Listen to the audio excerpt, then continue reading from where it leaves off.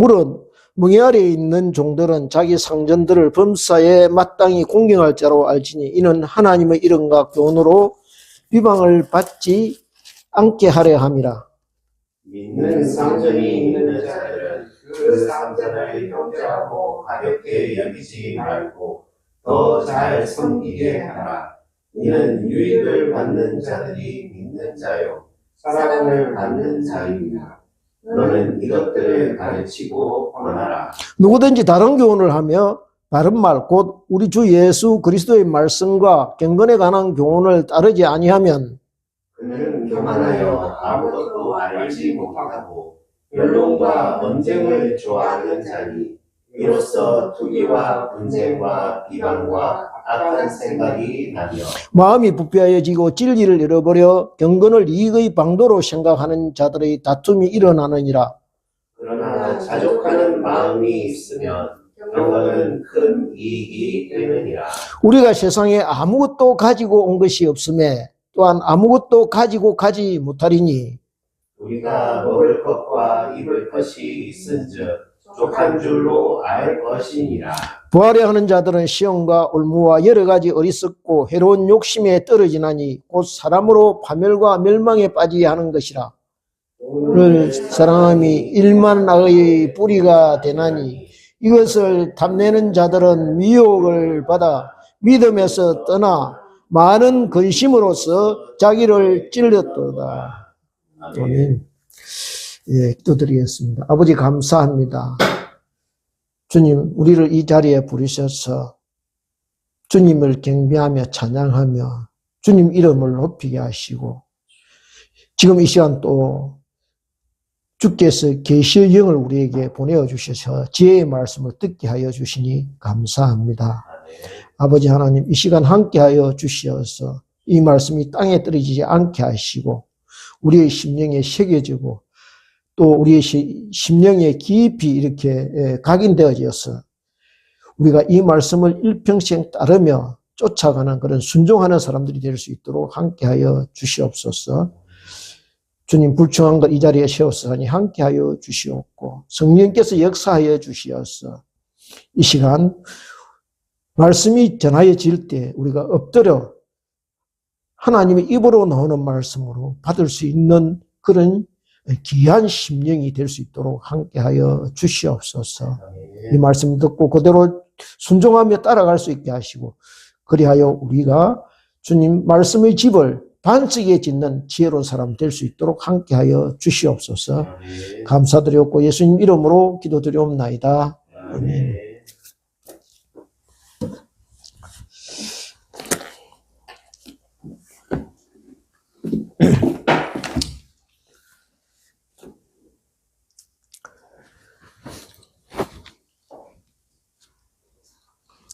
예, 디모데전서 6장은 바울 사도가 디모데를 통해서 우리에게 교훈한 삶의 지침서입니다.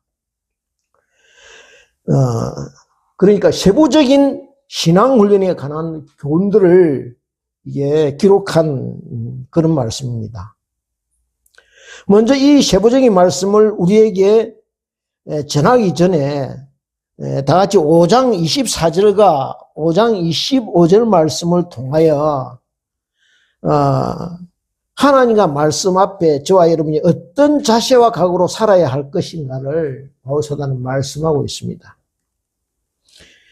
24절을 보면요, 어떤 사람의 죄는 밝히 드러나 먼저 심판에 나아가고 어떤 사람의 죄는 그 뒤를 따르나니 이와 같이 선행도 밝히 드러나고 그렇지 아니한 것도 숨길 수 없느니라 이렇게 되어 있습니다. 그렇죠? 무슨 말씀입니까? 장차 저와 여러분의 모든 삶의 모습들이 낱낱이 백일하에 드러나게 되어 있다는 말씀입니다.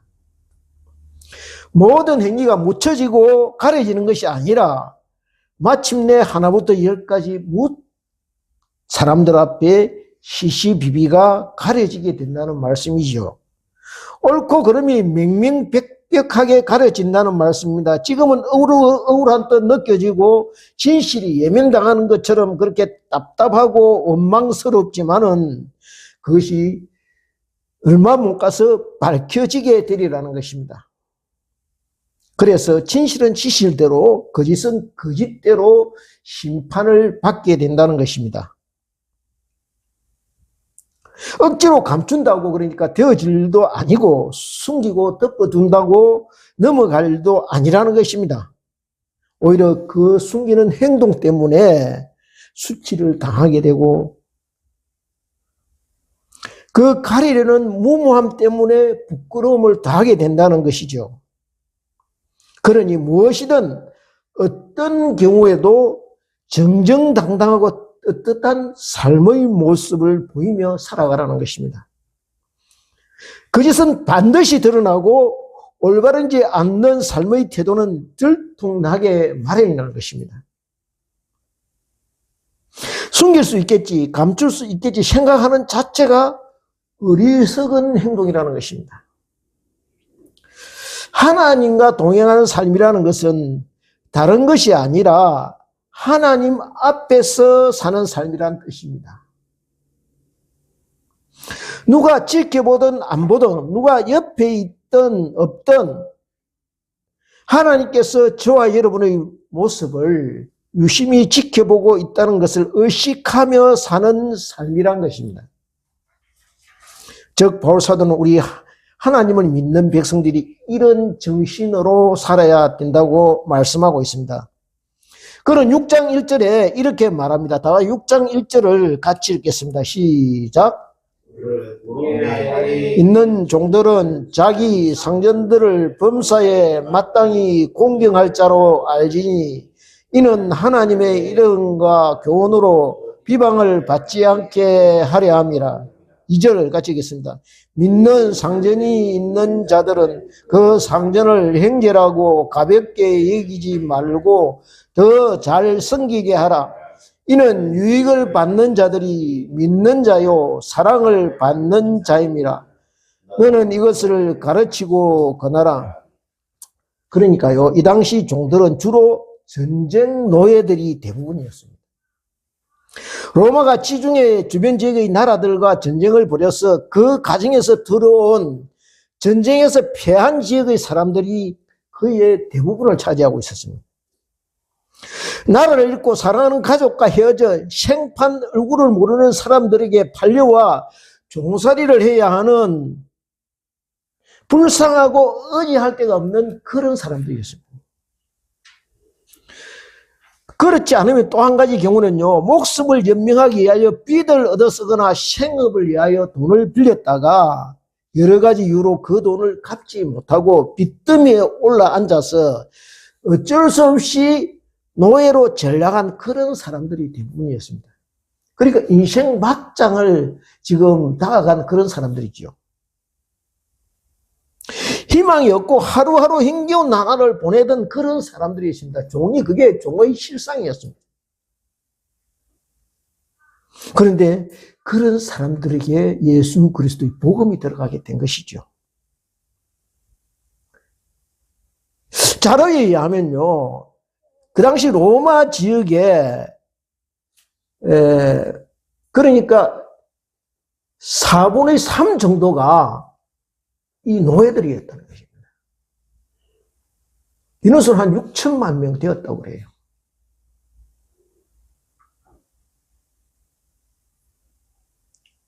그러니까 아마 교회도 그럴 겁니다. 그죠? 주인들보다는 종이 더 많았을 수도 있었을 것입니다.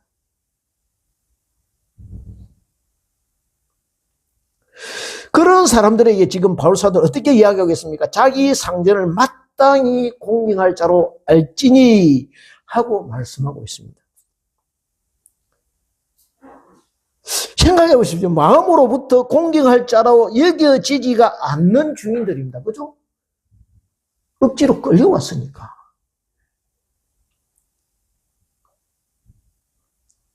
앞에서 말씀드렸다시피 이들이 지금 자발적으로 에베소에 발을 들여놓은 것이 아닙니다.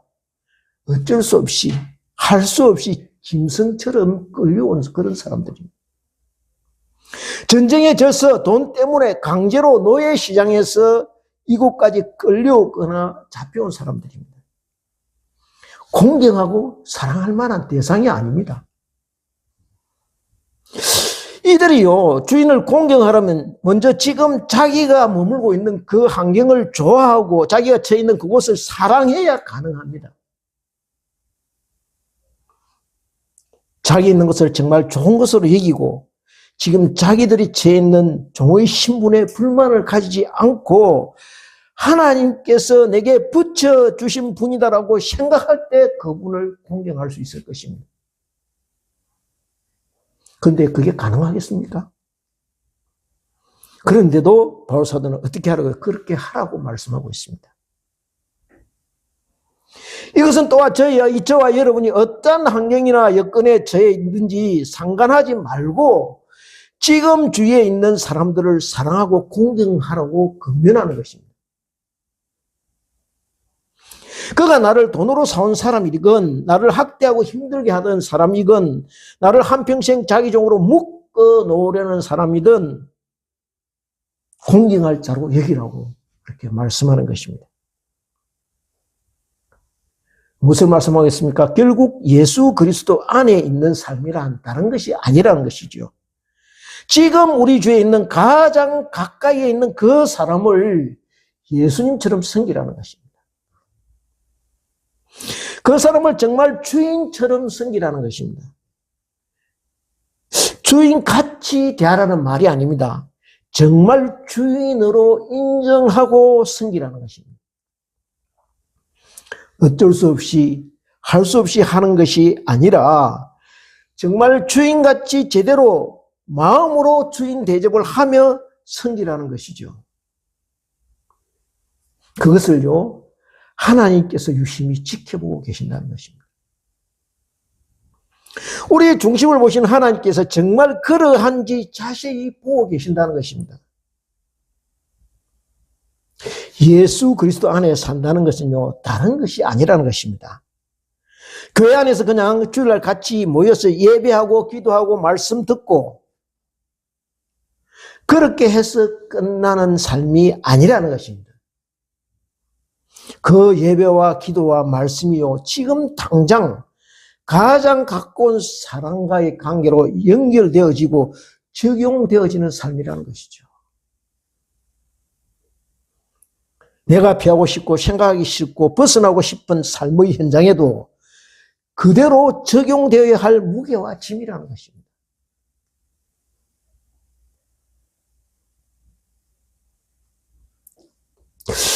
여기를 벗어나 다른 곳에서 실천하고 적용해야 할 내용이 아니라는 것이죠. 가장 가까운 곳, 가까운 사람부터 시작하라는 것입니다.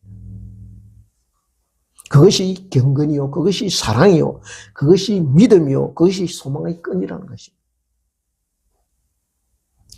이것을 실제로 보여주는 사례가 있습니다. 우리가 잘 아는 요셉이 이런 사람의 포문이었습니다.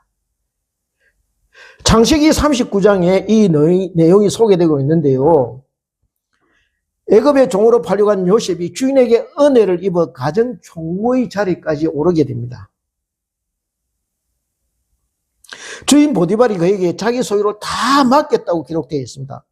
한마디로 큰 신임을 받게 된 것이죠. 다 같이 창세기 39장 2절 말씀, 2절 3절 말씀을 같이 한번 찾아보겠습니다. 창세기 39장 60페이지입니다. 2절 3절 말씀을 같이 한번 찾아보겠습니다. 60페이지. 찾으셨으면 다 같이 한 마음으로 같이 읽겠습니다. 시작. 여호와께서 창세기 39장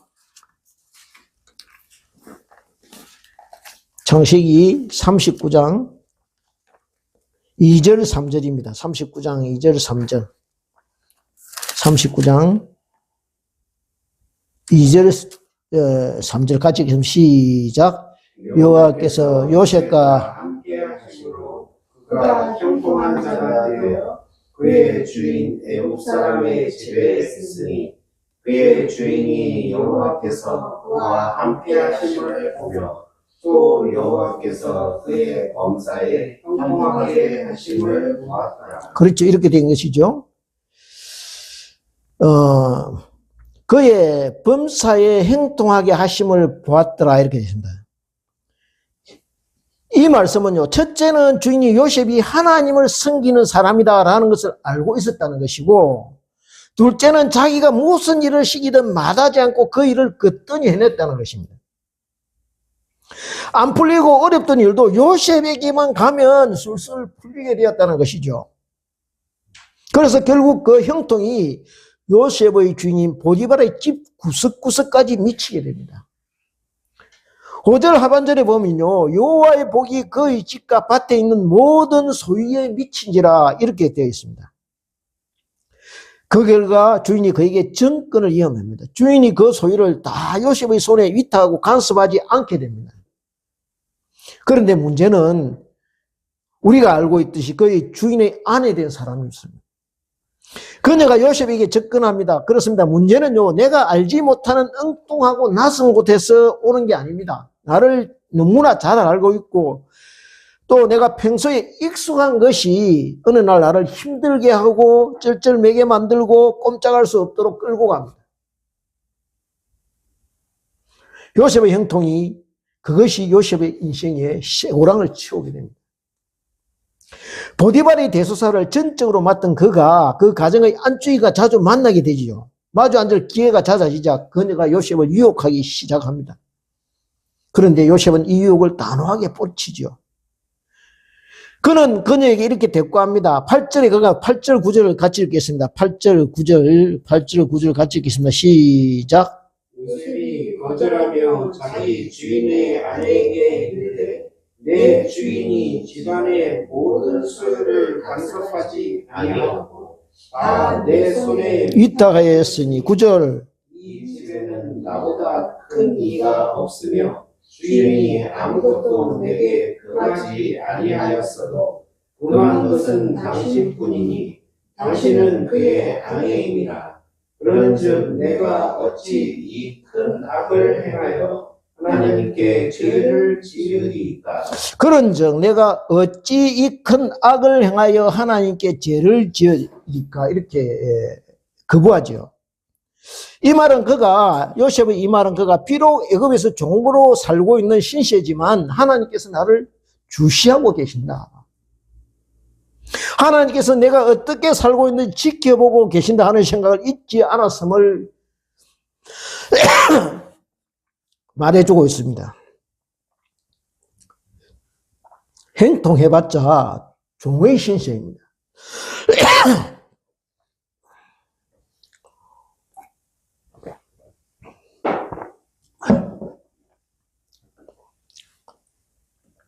보디발이 요셉과 함께 하시는 하나님을 보았지만은 여전히 자유롭지 못한 노예의 처지요 묶여있는 신세입니다.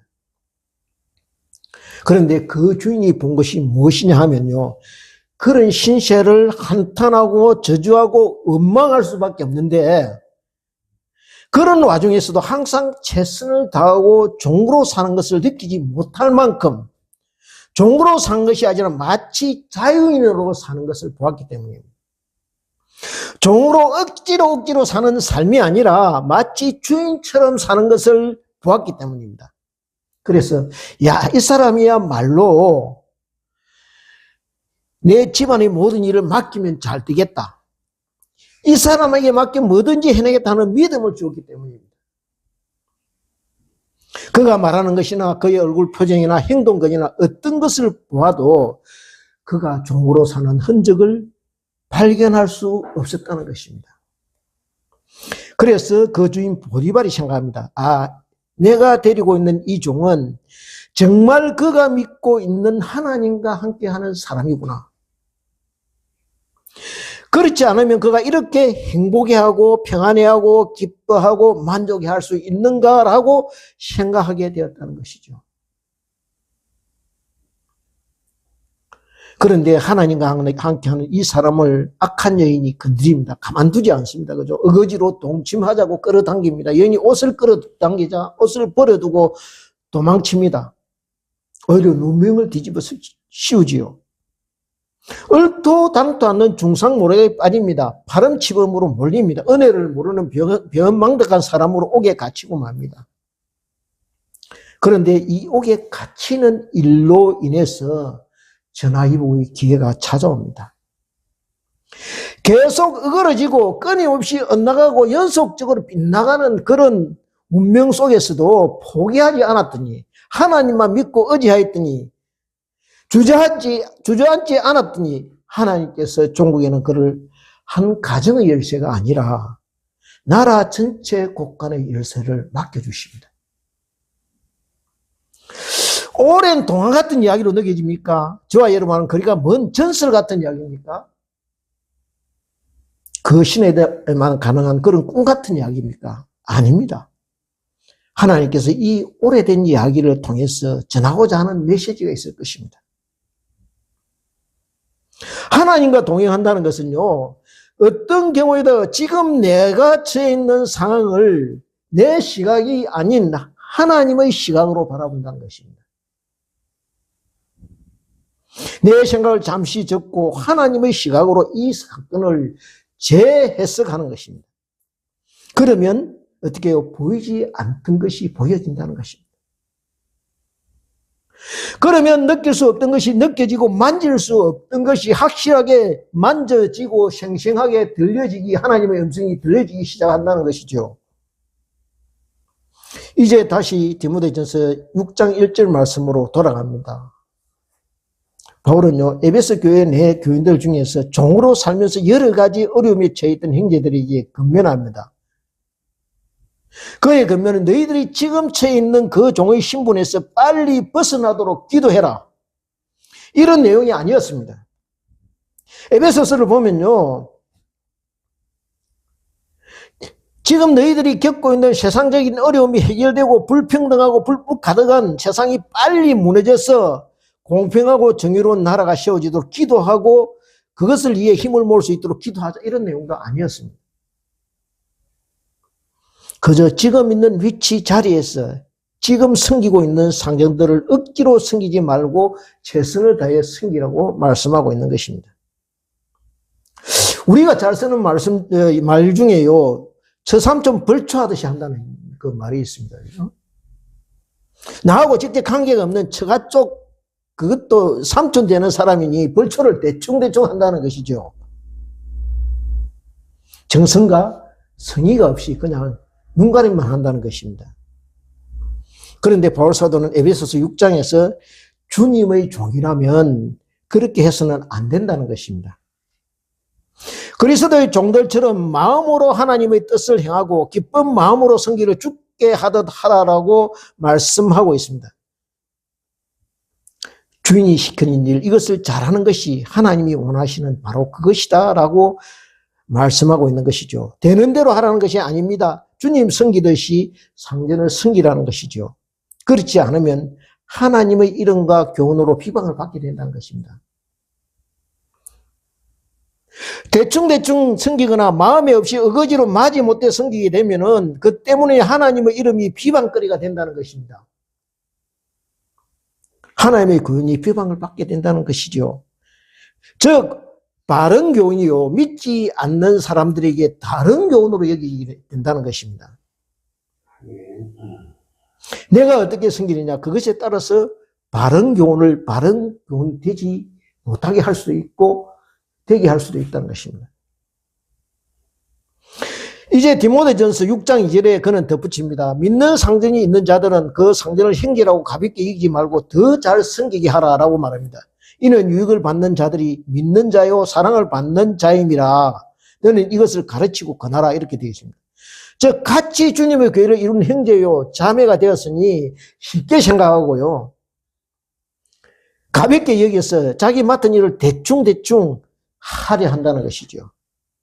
전에는 그렇지 않더니 같은 믿음의 형제가 되고 나서부터는 상정인 형제가 자신을 이해해 주리라고 보고 성심성의껏 최선을 다하지 않고 눈가림만 하려 한다는 것이죠. 그러지 말고 더 사랑하고 더 섬기라는 것입니다. 그래서 공동체 안에서 하나님의 나라를 이루라는 것입니다. 하나님 섬기는 상전들이 더 잘 되도록 전심을 다해서 섬기는 것, 그것이 종된 자의 본분이라는 것입니다. 저와 여러분, 우리 모두 예수님의 종된 자들입니다. 죄의 종이요 육체의 노예에서 해방된 사람들입니다. 주님 우리를 그의 피로 사서 진리 안에서 자유케 하셨습니다. 지체들을 더 잘 섬기고 마음을 다해 주님 섬기듯 섬기라고 우리를 부르주신 것입니다. 모두가 우리의 상전이요 섬겨야 할 사람이라는 것이죠. 그런데 섬기되 눈가림만 하는 섬기면 안 된다는 것입니다. 하는 척해서는 안 된다는 것이죠. 주님 섬기듯 열심히 진심으로 마음을 다해 섬기라는 것입니다. 그래야 나중에 그대로 받게 된다는 것입니다. 이게 6, 7절을 같이 합독하겠습니다. 6, 7절, 6장 6, 7절을 같이 합독하겠습니다. 시작. 그러나 자족하는 마음이 있으면 경건은 큰 이익이 되느니라. 우리가 세상에 아무것도 가지고 온 것이 없음에 또한 아무것도 가지고 가지 못하리니. 우리 중에요, 이 세상에 태어날 때, 누가 태어날 때, 한 사람이라도 저 한강이 보이는 곳에 100평짜리 아파트, 전망 좋은 아파트, 등기권 손에 쥐고 그렇게 태어난 사람이 있습니까? 없죠.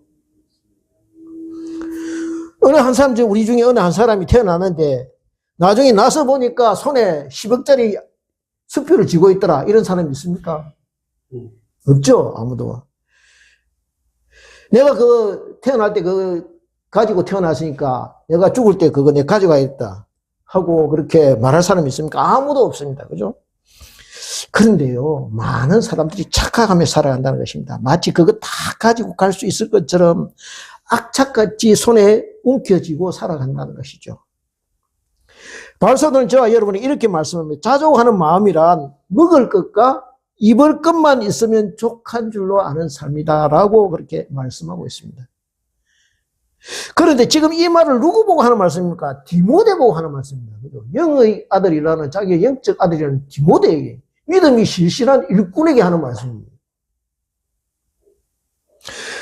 왜요? 내가 보니 에베소 교회에 말씀을 가르치는 무리 중에 돈 욕심에서 벗어나지 못한 사람들이 많다는 것입니다. 그래서 바른 교훈이 아니라 다른 교훈을 가르친다는 것입니다. 십자가와 구원이 아닌 헬라 지식과 세상 신화를 적당히 버물려서 물타기해서 사람들이 길을 적게 하거나 지적 호기심만 만족시키려 한다는 것이죠. 그 이유가 무엇이냐 하면 자족하지 못했기 때문이라고 이유를 밝히고 있습니다.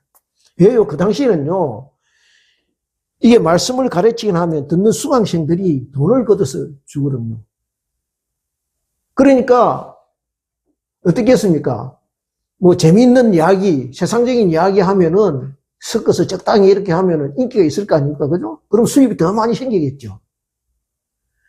그래서 그것을 노린 사람들이 많다는 것이죠. 진짜 말씀의 엑기스가 아니라 복음과 구원이 아니라 껍데기는 그렇게 해놓고 실은 다른 것을 가르치는 사람들이 많았다는 것입니다.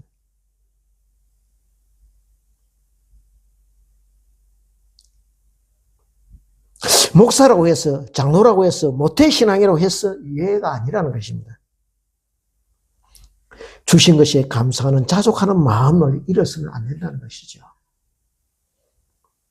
그러면은 자신도 길을 잃고 다른 사람도 미혹되게 만든다는 것입니다.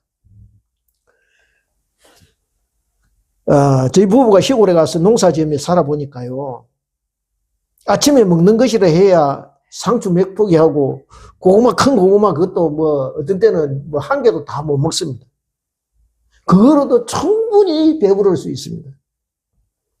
그런데요, 가만히 보면 뭐가 매덕이고 아파트가 몇 채고 백 채고 참 무엇이 그렇게 필요한지 이해가 안 될 때가 있습니다. 그런데요, 가만히 이렇게 생각해 보니까 이유가 있습니다.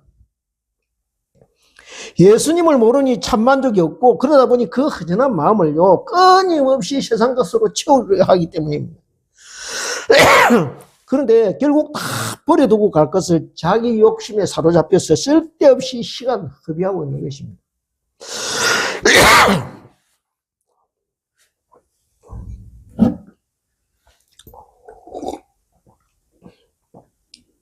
그러므로 저와 여러분, 지금 내가 가지고 있는 이 모든 것, 그것을요 덤으로 나에게 주신 은혜라는 것을 알고 살아가는 동안 오며 가며 조금 늘었다 줄었다 하는 것이 정신을 뺏길 것이 아니라 거기에 집착할 필요가 없다는 것이죠. 그저 선물로 은혜로 주신 것들이니까 주어지면 감사하고 내가 기대한 것만큼 채워지지 않더라도 그것 때문에 실망하지 말라는 것입니다. 그래서 아무것도 가지고 가지 못하니 하고 그 이유를 밝히고 있습니다. 그저 이 세상에 머무는 동안 필요하고 쓰이는 것뿐이지 다음 우리가 가는 나라, 소망의 나라에서는 아무 필요가 없는 것들이라는 것이죠. 하늘나라의 영원한 세계에서는 우리가 아끼고 애지중지하는 이 세상 것들이 통용되지 않는 물건이라는 것이죠. 단적인 예로 우리가 그처럼 애지중지하는 우리 돈도요, 화폐도 국경을 넘어서 다른 나라에 들어가면 아무 쓸모가 없습니다. 그저 종이 쪽에 지나지 않아요. 물론 이제 교환해서 뭐 계속 사용할 수 있는 길이 있긴 하지만은 법대로 따지면은 이 세상 돈은 하늘나라에서는 쓸 수 없는 돈이라는 거예요.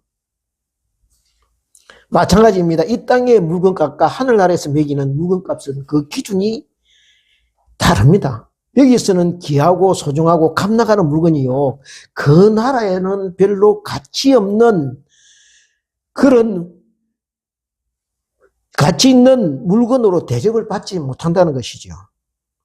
왜냐하면 가치 기준이 다르기 때문입니다. 가치 체계가 틀려지기 때문입니다. 옛날에 보면요, 성전에서 화폐를 교환해 주죠. 성전 화폐와 로마 화폐의 가치가 틀렸습니다. 그 값이 그러니까 그 가치를 어디에 두느냐에 따라 우리 삶이 달라진다는 것이죠. 마태복음 6장 33절에 예수님은 우리에게 말씀하십니다. 그런즉 너희는 먼저 그의 나라와 그의 의를 구하라. 먼저 구할 것이 뭐냐요?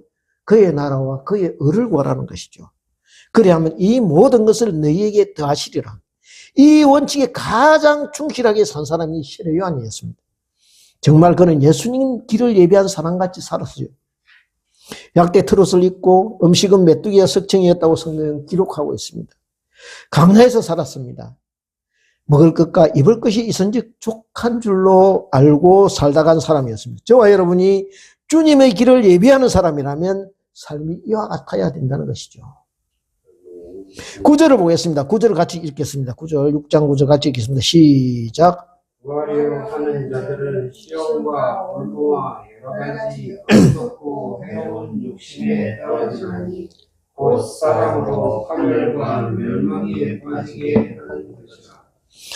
이 말씀을 곧이곧대로 해석하면요, 부활에 하면 안 된다는 것을 해석하기 쉬운데 그보다는요, 부자가 되고 싶은 마음, 그 욕심, 무엇이든지 해서 돈을 그렇게 끌고 모으는 그 탐심을 지적한 것입니다.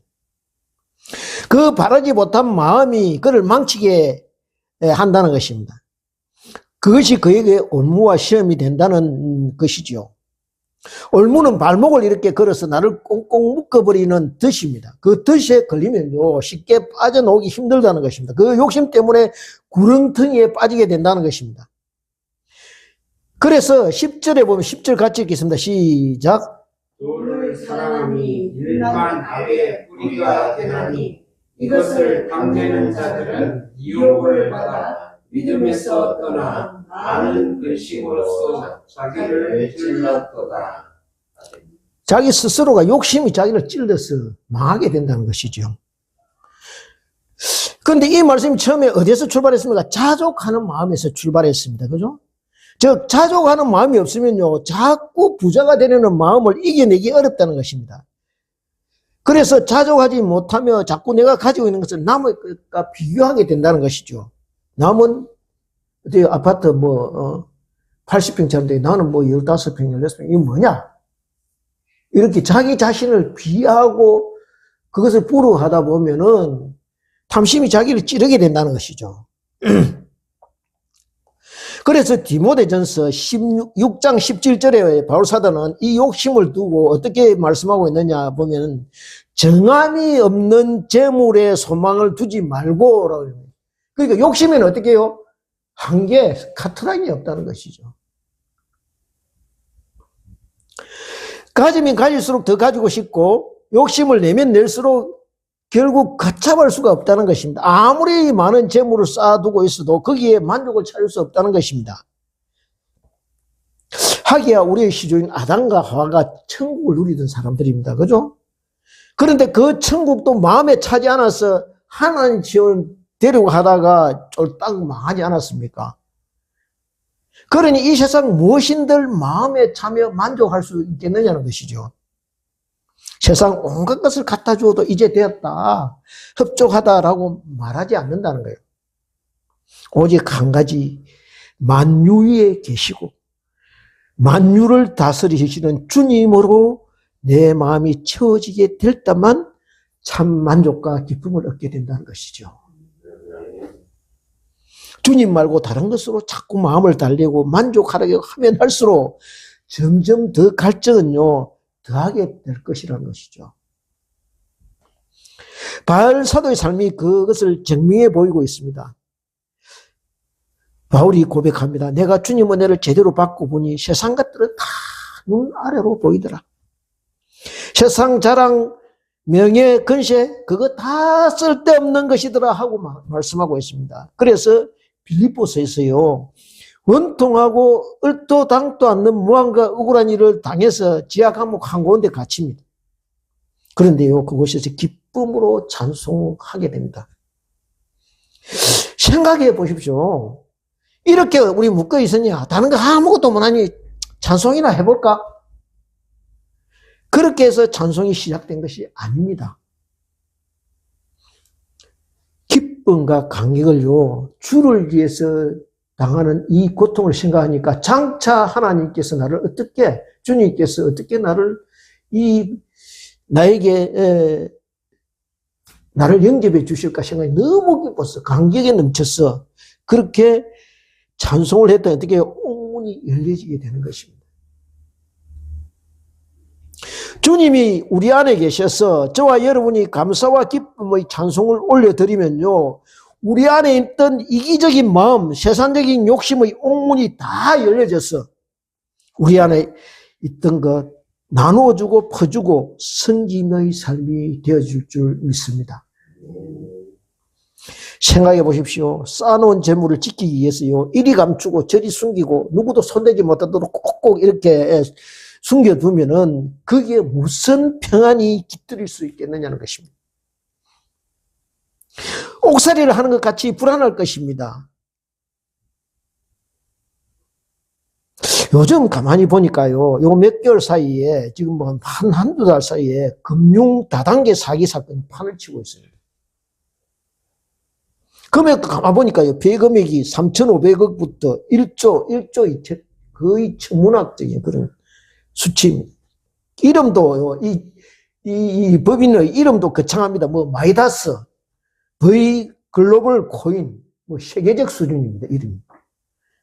근데 한 가지 공통점이 있습니다. 월 2% 이자를 준다는 것입니다. 그죠? 그러면 연리가 24% 되죠. 굉장히 큰 겁니다. 1억을 넣으면요, 매달 200만 원씩 이자를 준다는 것입니다. 어떻게 그럴 수 있느냐고 이제 사람들이 처음에 많이 의심을 했을 것입니다. 근데 뭐라고 해요? 우리는 전망 좋은 태양광, 앞으로 태양광 사업이나 또 수익률 좋은 코인에 투자해서 그렇게, 충분히 그럴 수 있다. 이렇게 이야기를 합니다. 처음에 짐쩍어 하다가 나중에는요, 이자가 칼같이 들어오거든요. 그러니까 그 욕심 때문에, 이자 조금 더 받겠다는 그 욕심 때문에 돈을 갖다 바치게 됩니다.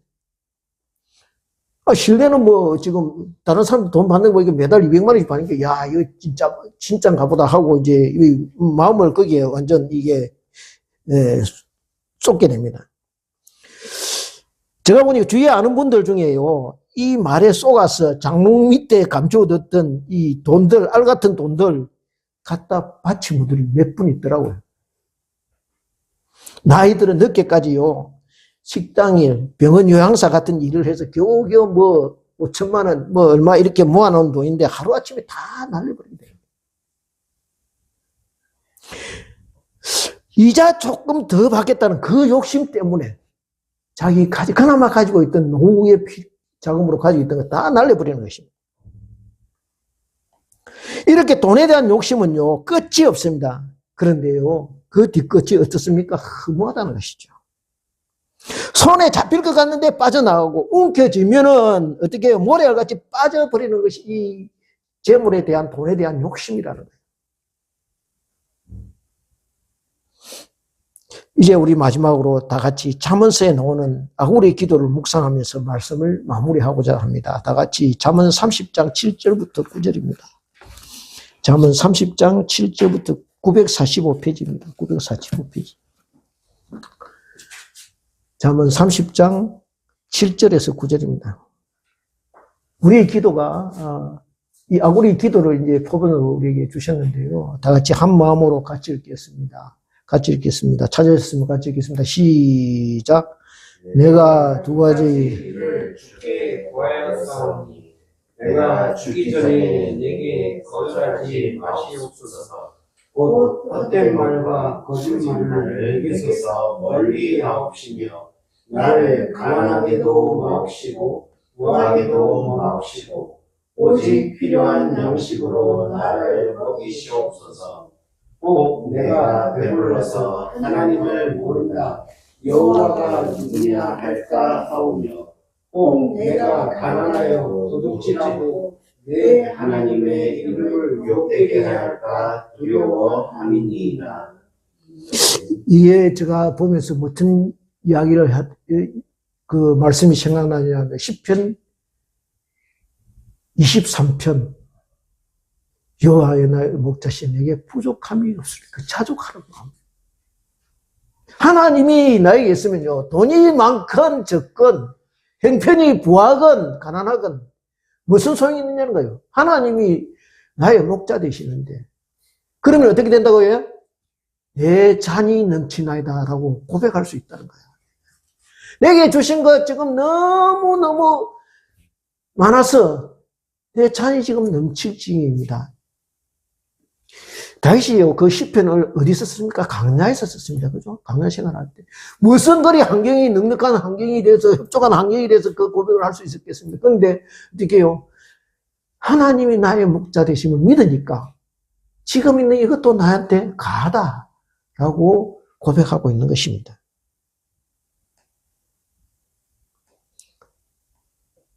그러므로, 저와 여러분, 다른 거 구할 것이 아니라 디모데전서 6장 16절 말씀처럼 6장 16절 한번 볼까요? 다 같이 6장 16절 말씀을 같이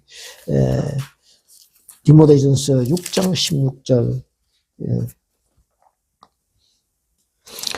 우리 하나님이 어떤 하나님인지 바울이 지금 마지막으로 고백하고 있어요. 그러니까 재물에 마음 두지 말고 오직 어떻게 해요? 여호와 하나님께 그분께 어떻게 영광과 권능을 돌리라고 지금 말씀하신 16절 같이 읽겠습니다. 시작. 오직 그에게만 죽지 아니함이 있고 가까이 가지 못할 뒷뜰에 거하시고 어떤 사람도 보지 못하였고 또 볼 수 없는 이시니 그에게 존귀와 영원한 권능을 돌릴지어다. 아멘. 우리 하나님이 어떤 분인지 이렇게 지금 바울이 고백하고 있죠. 그러니까 세상 헛된 거 그거 자꾸 그렇게 마음 가지고 이렇게 둘 것이 아니라 하나님께 이 우리가 세상 살면서 존귀와 영광과 모든 것을 돌리는 그런 삶이 되기를 원한다. 그것을 지금 말씀하고 있습니다. 바울은 디모데에서 우리가 믿는 하나님이 어떤 분인가 저와 여러분에게 모두 각인시켜주고 있습니다. 우리가 믿는 하나님이 이런 분이 아니더냐 하고 저와 여러분에게 다짐하고 있는 것이지요. 바라옵기는 이런 하나님의 약속을 믿고 그 영원한 하나님의 구원하심을 의지하면서 정인으로 살기를 다짐하는 저와 여러분 되시기를 소원합니다. 그렇게 될 때 하나님의 풍성하신 축복과 은혜가 항상 함께 할 것입니다. 우리 모두 이런 복을 누리고 경험하는 믿음의 형제들 다 되시기를 주님의 이름으로 축원드립니다. 아멘. 기도하겠습니다. 아버지 감사합니다. 말씀 주셨습니다. 우리가 세상 살아가면서 세상에 없어질 것들, 땅에 아버지 한순간 지나가는 것 때 마음 두지 않게 하시고 말씀 안에서 바로 서서 영광의 하나님을 바라보면서 그 하나님을 붙잡고 의지하며 아버지 하나님, 하나님으로 인생의 모든 것으로 삼고 달려가는 저희들 될 수 있도록 주께서 함께하여 주시옵소서. 감사드렸고 예수님 이름으로 기도드리옵나이다. 아멘.